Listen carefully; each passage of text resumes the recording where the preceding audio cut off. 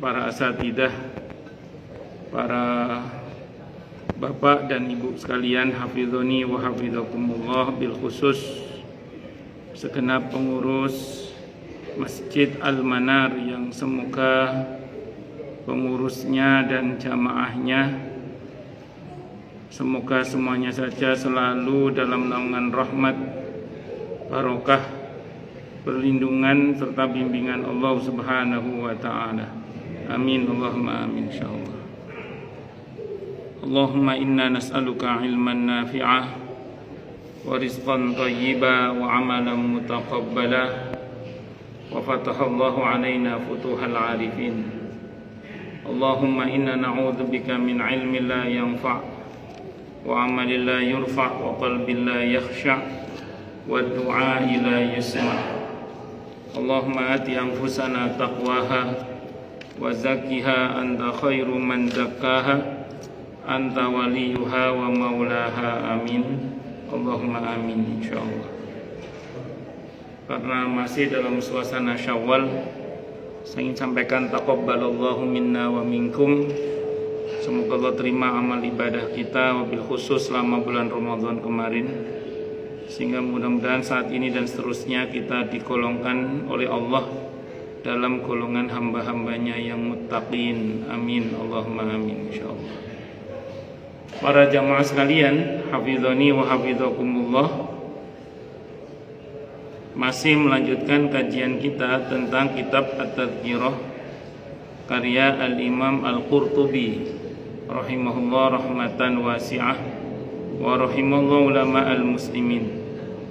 Qala al-musannif rahimahullahu ta'ala wa nafa'ana bihi wa bi'ulumihi fid dharain amin. Bismillahirrahmanirrahim.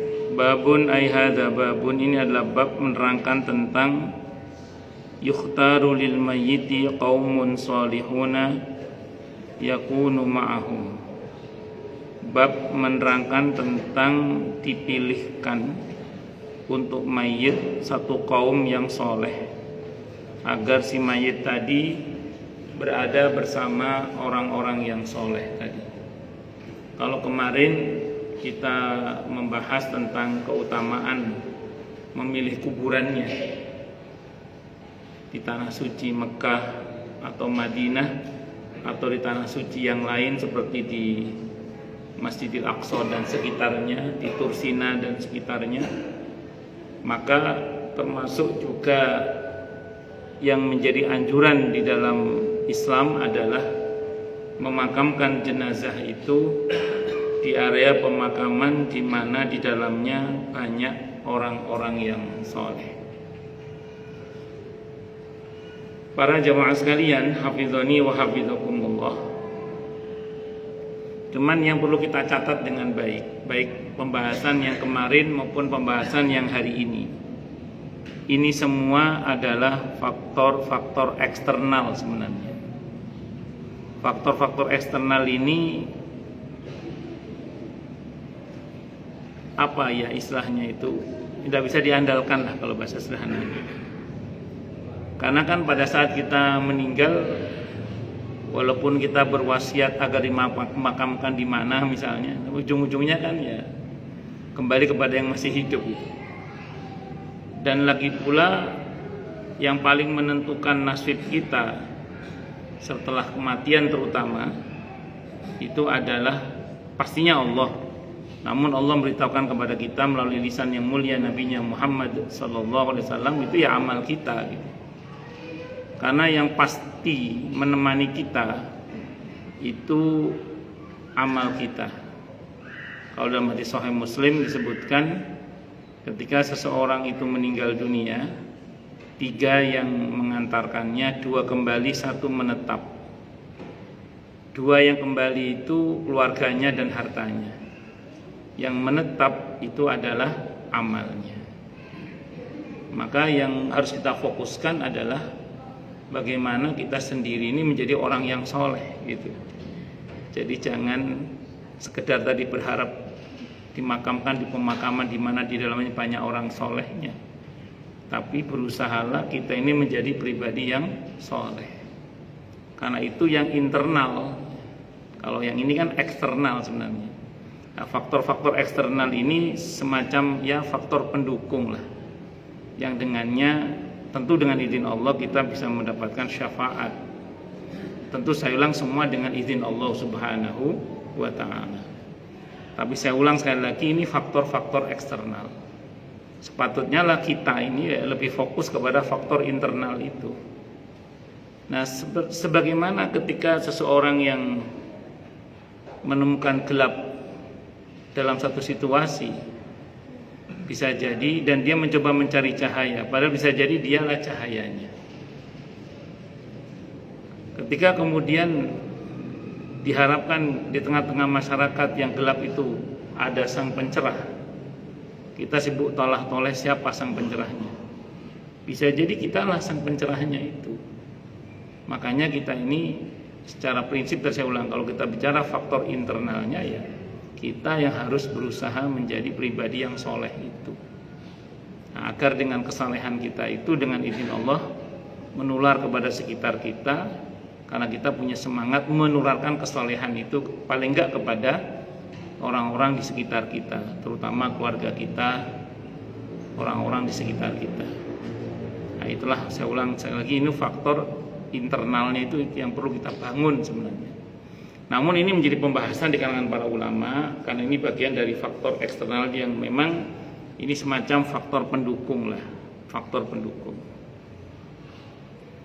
Kharaja Abu Sa'id Al-Malini, telah mengeluarkan hadis siapa Abu Sa'id Al-Malini rahimahullah fi Kitabil Mu'talif wal Mukhtalif, di dalam kitab Al-Mu'talif wal Mukhtalaf.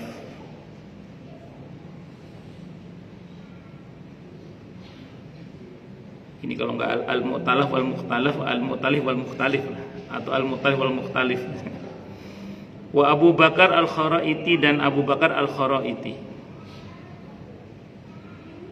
fi Kitabil Qubur, dalam kitab Al-Qubur, min hadis Sufyan Ats-Tsauri, dari hadis Sufyan Ats-Tsauri rahimahullah, an Abdullah ibn Muhammad ibn Uqail, dari Abdullah ibn Muhammad ibn Uqail, an Muhammad ibn Al-Hanafiyah, dari Muhammad ibn Al-Hanafiyah, an Aliin radhiyallahu anhu, dari Sayyidina Ali bin Abi Thalib radhiyallahu anhu. Qala, beliau berkata, apa kata beliau?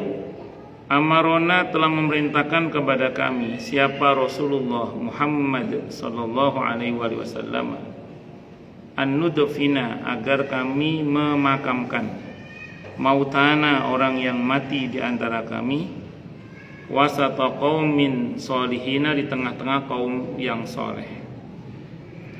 Fa innal mauta, maka sungguhnya orang yang telah mati itu yata'adza, bisa merasa terganggu, bil jari su'i, dengan tetangga yang buruk, kama yata'adza bihi al-ahya, sebagaimana orang yang masih hidup bisa terganggu dengan tetangga yang buruk.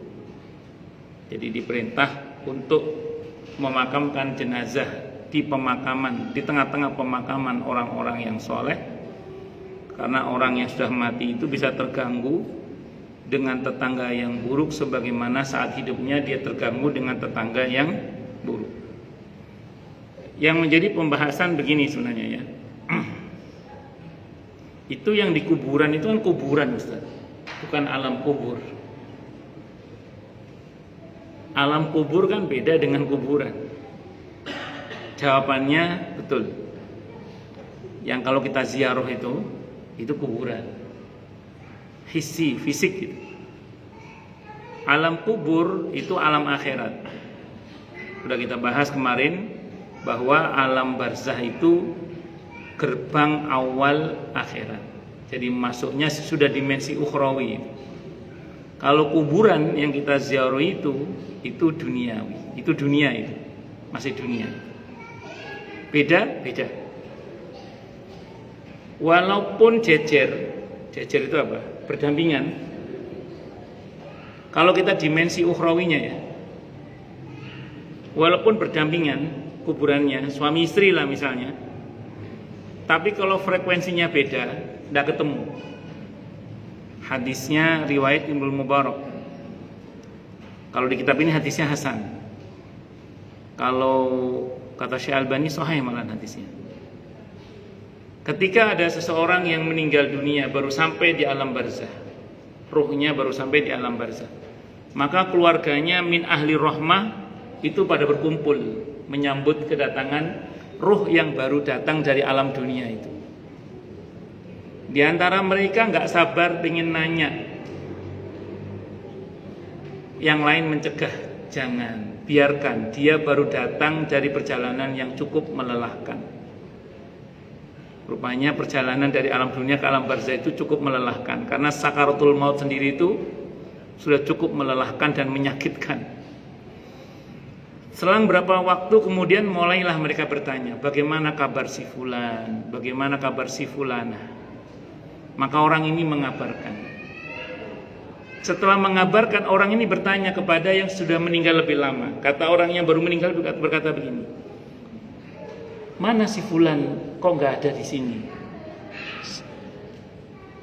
Si fulan rupanya maksudnya adalah ada kerabat dia yang kata dia meninggal lebih dulu sebelum saya. Kata dia gitu, dia meninggal lebih dulu sebelum saya. Kok nggak ada di sini? Kata yang lain, iya kita nggak tahu kemana dia. Terus di antara mereka ada yang mengatakan, saya tahu. Kemarin saya lihat dia menuju ke ibunya Hawiyah.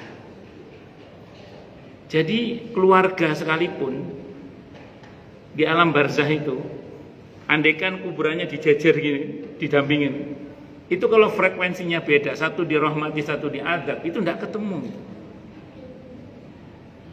Itu baru di alam kubur itu sudah ada couplingnya. Allahu Akbar.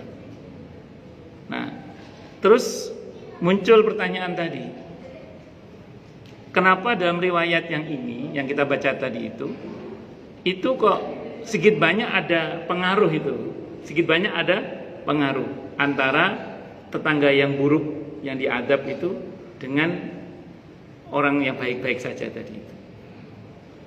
Rupanya begini, saya membaca ini dalam kitab Ar-Ruh Ibnu Qayyim Al-Jauziyah rahimahullah. Beliau itu mengatakan begini, kata beliau itu, alam barzah, alam kubur dengan kuburan itu ada keterkaitan, kata beliau. Saya ulang ya, alam barzah, alam kubur berarti dengan kuburan yang fisik itu ada hubungannya, kata beliau. Sebagaimana di dunia ini jasmani dan ruhani saling berkait bertaut.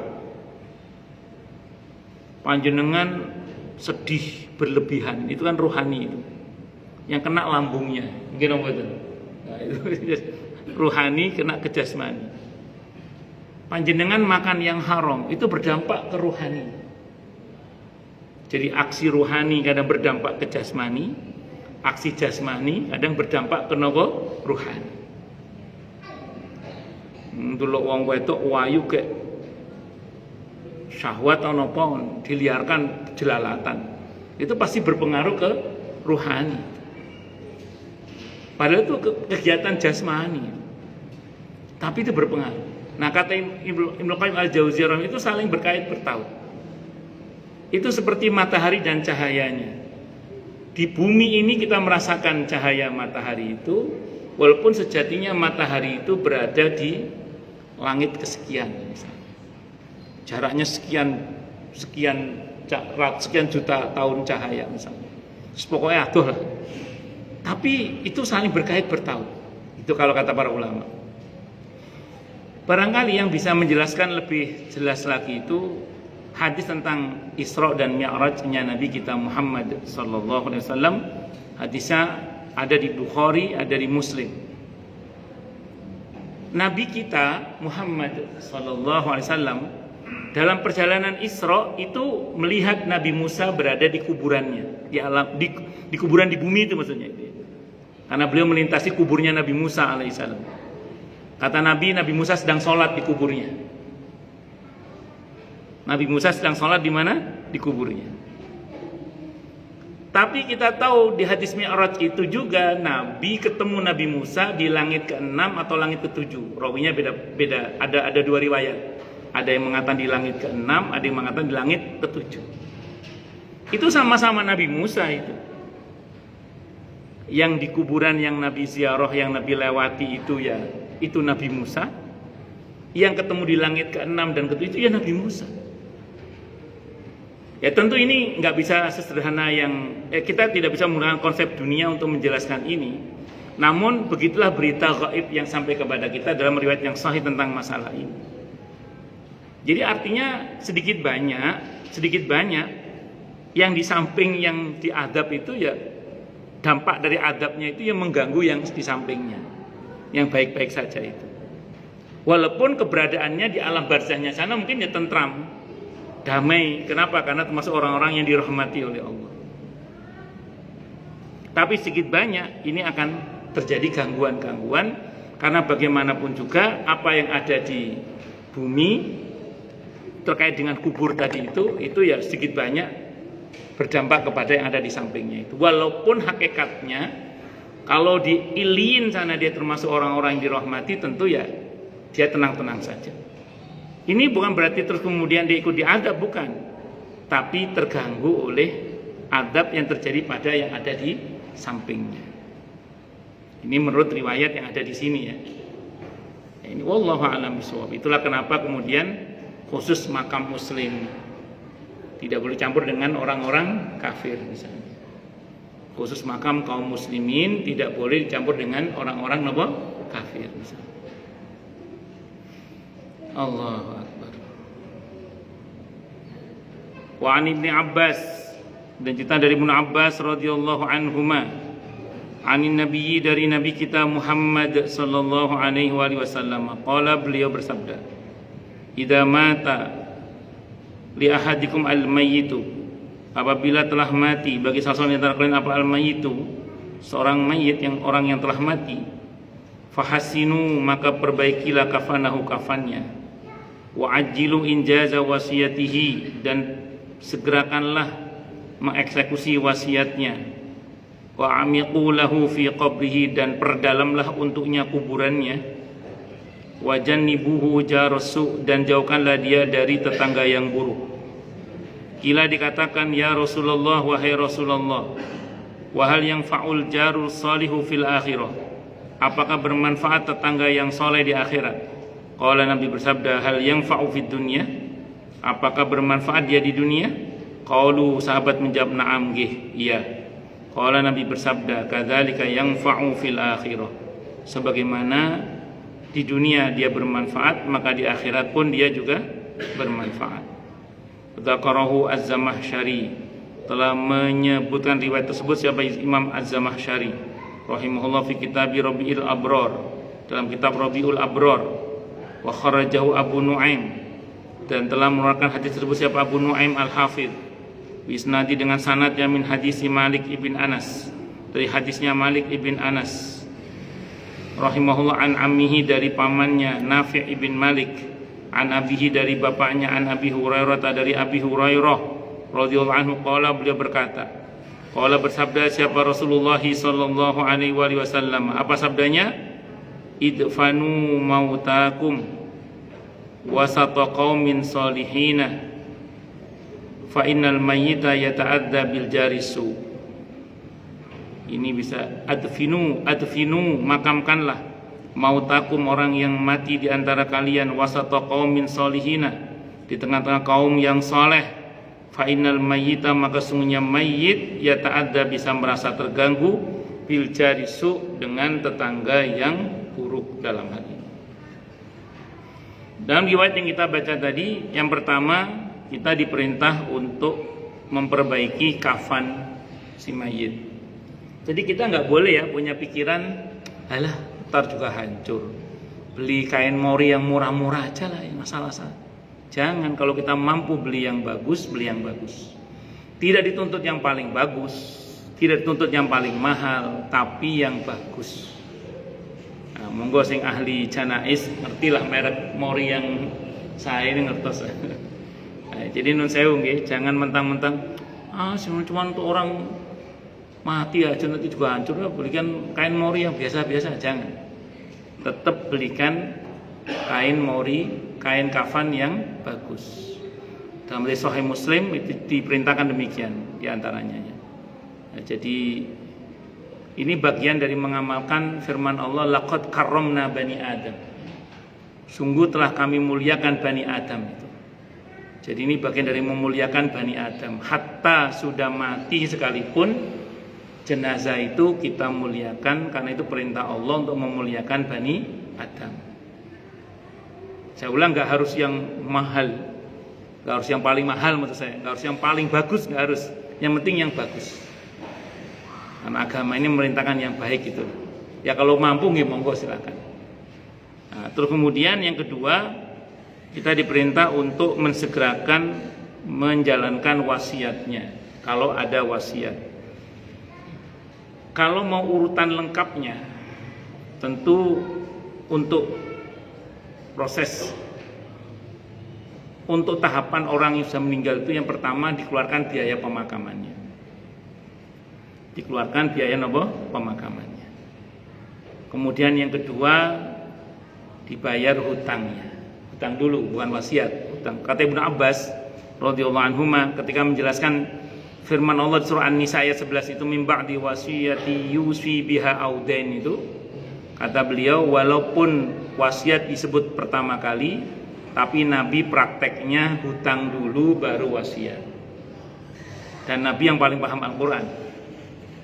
Nah, maka hutang harus didahulukan daripada wasiat. Nah, baru kemudian ditunaikan wasiatnya. Kalau berkaitan dengan harta, wasiat itu yang bisa dieksekusi hanya maksimal sepertiga total harta peninggalan si mayit.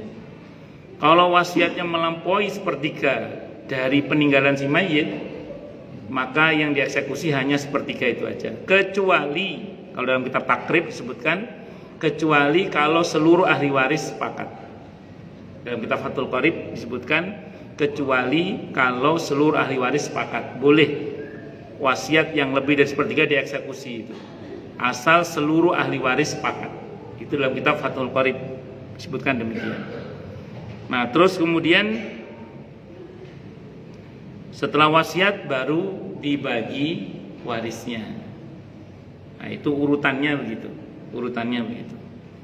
Terus yang kedua, yang selanjutnya diperintah untuk memperdalam kuburnya. Kalau di kitab-kitab fikih, kuburan yang ideal itu setinggi manusia berdiri ditambah segini.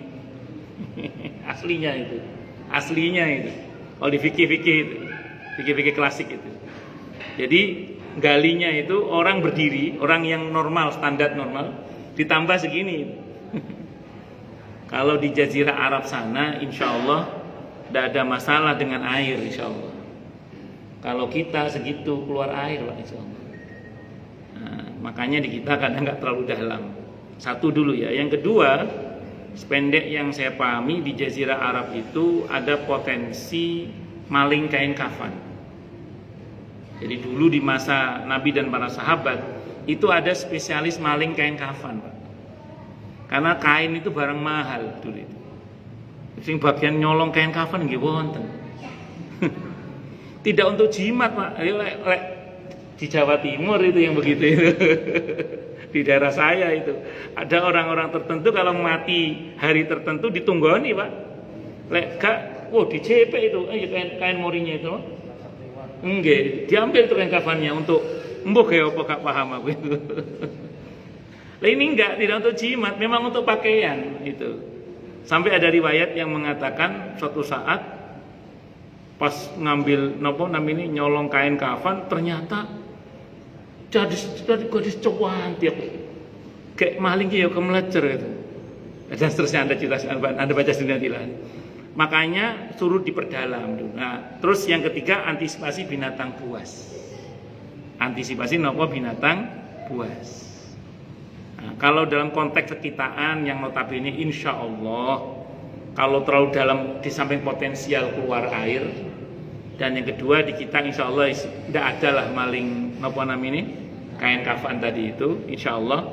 Dan yang ketiga, binatang buas pun di daerah kita relatif aman, insya Allah. Maka seperti yang kita lihat sekarang ini, ya, kedalamannya umumnya rata-rata ya seperti yang kita lihat sekarang ini. Kalau aslinya yang dimaksud memperdalam itu adalah setinggi orang berdiri ditambah segini. Kalau bahasa Jawanya sak pengadek sak pengawe, Pak, gitu. Sak pengadek sak pengawe, itu bahasa Jawanya itu. Terus kemudian jauhkanlah dia dari tetangga yang buruk. Dikatakan tadi, apakah seseorang itu bisa terganggu dengan tetangga yang buruk ketika di akhirat? Nabi balik bertanya, apakah dulu di dunia kalau ada tetangga yang baik itu bermanfaat? Iya, maka sebagaimana di dunia begitu, di akhirat pun juga demikian. Faslun, ayhada faslun, ini penjelasan. Qala ulama'una, berkata para ulama kami. Kalau ada kata istilah ulama'una berarti ulama ahlu sunnah wal jamaah. Imam Al-Qurtubi ini mazhabnya Maliki. Wa yustahabbu laka rahimakallah an taqsida bi mayyitika qubur salihina wa madafin ahlil khair. Kata Imam Al-Qurtubi, wa yustahabbu, dan disunnahkan laka bagimu rahimakallah an taqsida, agar engkau menyengaja bi mayyitika dengan mayitmu, qubur salihina, kuburnya orang-orang yang soleh, wa madafina ahlil khair, dan pemakaman orang yang ahli dalam berbuat kebaikan.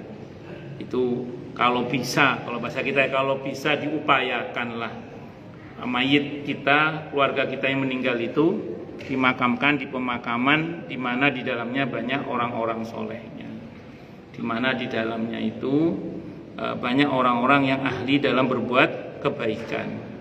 Itu seperti itu. Fatudfinahu ma'ahum, hingga kamu bisa memakamkannya bersama dengan mereka. Wa tunaziluhu bi'izaihim, dan kau bisa meletakkannya berjejer dengan orang-orang soleh itu. Wa tuskinuhu fi jawarihim, dan kamu bisa mendiamkan atau ya meletakkan si mayit itu di deretan tetangganya orang-orang soleh tersebut. Tabarrukan bihim, karena berharap keberkahan kepada Allah dengan orang-orang soleh tersebut. Saya mau terangkan dulu gini, kalau ada istilah tabarruk dalam pengertian ini, saya ingin sampaikan begini. Ada perkataan Sayyidina Umar yang mengatakan begini, perkataan Sayyidina Umar, man burika lahum fi syai'in falyalzamhu. Barang siapa yang diberkahi oleh Allah pada sesuatunya, maka hendaklah dia menetapinya. Nah, orang-orang soleh itu tampak kehidupannya berkah, ilmunya berkah, perjuangannya berkah, peninggalannya berkah. Nah, orang-orang yang tampak keberkahannya itu, kata Sayyidina Umar, falyalzam, tetapilah orang-orang yang seperti itu. Maksudnya apa? Kita boleh berharap kepada Allah keberkahan, kita berharap kepada Allah keberkahan dengan dekat dengan orang-orang soleh tersebut. Saya ulangi, berharap keberkahannya kepada siapa? Allah. Contoh ngeten misalnya, di majelis ilmu begini ini majelis yang diberkahi oleh Allah apa tidak? Ya, insya Allah mudah-mudahan ya diberkahi oleh Allah. Maka boleh nggak kita berharap keberkahan kepada Allah di majelis yang seperti ini? Boleh. Ini namanya tabarruk, berharap keberkahan kepada Allah melalui majelis yang mulia ini. Kalau di Al-Quran dicontohkan misalnya ketika Nabi Zakaria itu sempat berhenti tidak berdoa kepada Allah minta keturunan ketika istrinya menopause. Allah ingatkan beliau dengan kejadian lupa tidak memberi makan Siti Maryam alaihissalam. Maka beliau bergegas kepada Siti Maryam. Ternyata di mihrabnya Siti Maryam sudah tersedia rizki makanan. Anna laki hada, tekondi kindo, dari mana ini nak? Kok aku belum ngasih kamu makanan? Karena mihrabnya Siti Maryam alaihissalam itu berlapis, dan yang pegang kuncinya hanya Nabi Zakaria alaihissalam. Kok ada makanan? Anna laki hada, tekondi kindo, dari mana ini nak? Kata Siti Maryam, ini dari Allah yang berkuasa memberikan rizki kepada hambanya dari arah yang tidak duga-duga. Bighairi hisab. Oh, berarti ini mihrabnya Nabi, ini mihrabnya Siti Maryam ini mihrab yang diberkahi oleh Allah. Maka beliau bertabarruk mohon kepada Allah di mihrab itu, mohon kepada Allah dengan redaksi doa yang berubah dari sebelumnya. Sebelumnya redaksinya Rabbi la tadarni farda wa anta khairul warisin. Setelah itu doanya berubah Rabbi habli min ladunka dzurriyyatan thayyibah innaka sami'ud du'a. Dan Allah kabulkan doa itu di situ. Allahu Akbar. Jadi saya ulang, ini tetap berharap keberkahan kepada Allah. Nah, kita meyakini ada keberkahan di situ karena kehidupan para orang soleh ini yang penuh keberkahan semasa hidupnya, ilmunya berkah, amalnya berkah, perjuangannya berkah, tinggalannya juga penuh dengan keberkahan. Dari mana kita tahu berkah? Karena adanya subutul khair, tetapnya kebaikan. Adanya khairun ala diyazat, kebaikan yang terus bertambah. Maka kita berharap keberkahan kepada Allah. Semoga mayit yang dikuburkan di situ itu mendapatkan cipratan rahmat barokahnya.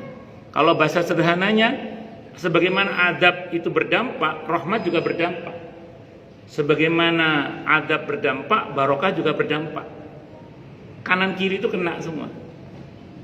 Itu. Walaupun saya ulang lagi, ini kan faktor-faktor eksternal ini, bukan faktor internal. Nah, makanya kita fokuskan dalam membangun potensi diri untuk menjadi hamba-hamba Allah yang soleh ini. Ini hampir isya ya. Monggo silakan yang mau tanya dulu deh. Tanya, protes, marah boleh, silakan monggo. Masalah itu masalah yang lain boleh, monggo silakan. Oke, monggo silakan. Waalaikumsalam warahmatullahi wabarakatuh. Kuburan itu Ditumpuk. Iya, ditumpuk. Mayat tumpuk itu. Misalnya bilang ibu dengan anak terus sampai dua atau bagian. Oke, baik. Sependek yang saya pahami, satu kubur itu satu orang. Sependek yang saya pahami dulu ya. Satu kubur itu satu orang. Sehingga sebenarnya terlarang menggali kubur itu, karena ini kehormatan bagi seorang muslim sebenarnya. Terlarang kecuali dalam kondisi terpaksa. Kalau kondisi terpaksa diperbolehkan. Tapi kalau tidak terpaksa, maka satu lubang itu satu orang sebenarnya. Saya ulang, kecuali kondisi terpaksa. Panjenengan boleh berwasiat kepada keluarga, nanti kalau sekiranya susah cari kuburan, bingung cari kuburan, ini kan ada makam ibunya ibu misalnya, atau bapaknya ibu misalnya, yang sudah lama, nanti kalau sekiranya bingung, aku dimakamkan di sini. Itu kalau terpaksa saja. Kalau nggak terpaksa, sepatutnya lah satu lubang satu orang. Karena itu kehormatan bagi seorang muslim sebenarnya. Karena jangan sampai nanti begitu digali, ternyata tulang belangnya berantakan, kepala di sini. Akhirnya muncul fitnah, wah diazab dia. Nah. Atau jenazahnya utuh, wah utuh keramat ini. Nah, akhirnya jadi fitnah. Nah, makanya sepatutnya lah satu lubang satu orang, kecuali terpaksa. Kalau terpaksa ya tidak apa-apa kalau terpaksa. Wallahu a'lam bishawab. Ngaten nggih? Mau yang lain silakan. Ya, Ustaz. Oke. Saya Ustaz. Oh, monggo. Waalaikumsalam warahmatullahi wabarakatuh. Menjelaskan masalah tabaruk tempat tersebut. Nggih. Nah, kalau di Indonesia yang banyak kita lihat di kaum muslimin itu tempat-tempat tabaruk yang secara syar'i itu sebenarnya nggak boleh. Tapi banyak orang yang tabaruk di situ. Contohnya yang kita lihat itu kalau tabaruk di tempat kuburnya si Sunan A, Sunan B, nah itu bagaimana itu Ustaz menjelaskan supaya mereka juga paham jadi maksud tabaruk yang sebenarnya secara syar'i gitu. Waalaikumsalam warahmatullahi wabarakatuh. Secara prinsip begini sebenarnya ini. Kita ini tidak boleh berharap berkah kepada Allah melalui sesuatu atau seseorang kecuali di situ Allah dan Rasulnya memberitahukan ada barokahnya. Itu dulu. Saya ulang ya. secara prinsip kita ini sebenarnya tidak boleh berharap barokah atau tabarruk dari apa atau siapa. Tentu kepada Allah berharapnya dari apa atau siapa, kecuali di situ Allah beritahu ada keberkahannya. Contoh, ini contoh. Kita berharap keberkahan kepada Allah melalui air hujan. Boleh nggak? Boleh. Kenapa? Karena air hujan itu diberitahukan oleh Allah ada keberkahannya. Di Al-Quran Allah yang beritahukan bahwa wa anzalna minas sama'i ma'an mubarakah, dan kami turunkan air dari langit itu adalah air yang diberkahi, baik itu embun, salju maupun air hujan misalnya. Kita berharap keberkahan kepada Allah melalui Ka'bah misalnya. Berharapnya sama Allah lah ya. Boleh nggak kita berharap keberkahan melalui Ka'bah itu? Jawabannya boleh. Kenapa? Karena Ka'bah itu tempat atau Masjidil Haram secara umum itu adalah tempat yang diberkahi oleh Allah. Inna awwala baiti wudi'a lin-nasi lalladzi bi Bakkata mubarakah. Kita berharap keberkahan pada Allah melalui air Zam-Zam, boleh nggak? Boleh. Karena air Zam-Zam adalah air yang diberkahi oleh Allah. Kita berharap keberkahan kepada Allah dari sisa makanan yang tidak kita sisakan. Boleh nggak? Boleh. Karena Nabi yang menyabdakan, jangan sisakan untuk setan makananmu, karena kamu juga tidak tahu di mana keberkahan itu berada. Bisa jadi di bagian terakhir dari makanan kita itu.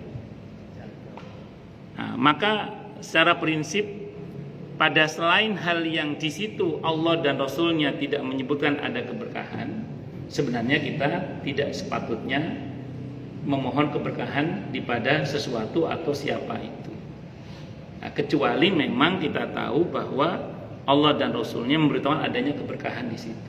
Tapi ingat, fokusnya adalah berharap keberkahan itu hanya kepada Allah. Nah, tabarruknya kalau kita berkaitan dengan apa atau siapa tadi harus berdasar pada informasi dari Allah dan Rasulnya bahwa pada apa atau siapa itu memang ada keberkahannya. Nonton guys, saya kira nggih. Wallahu a'lam bishawab. Nggih, monggo mungkin satu lagi sebelum saya tutup. Jelas semua atau tidak jelas semua? Coba kita tutup dengan hamdalah. Alhamdulillahirabbil alamin. Semoga kajian kita bisa bermanfaat, mubarakah fi dini wa dunya wal akhirah untuk kita, keluarga kita dan seluruh umat Islam semuanya. Dan mudah-mudahan kita semua dijadikan oleh Allah sebagai orang-orang yang sukses dunia akhirat, selamat dunia akhirat, bahagia dunia akhirat, dan dipermudah urusan kita oleh Allah fi dini wa dunya wal akhirah. Semoga Allah limpahkan hidayah selalu untuk kita, semoga Allah tingkatkan selalu hidayah untuk kita, dan semoga Allah berikan hidayah untuk siapapun yang melihat kita. Subhanakallahumma bihamdika asyhadu an la ilaha illa anta astaghfiruka wa atubu ilaik. Sallallahu alaihi Muhammad wa ala alihi wa sahbihi wasallam. Saya mohon maaf. Assalamualaikum warahmatullahi wabarakatuh. Allah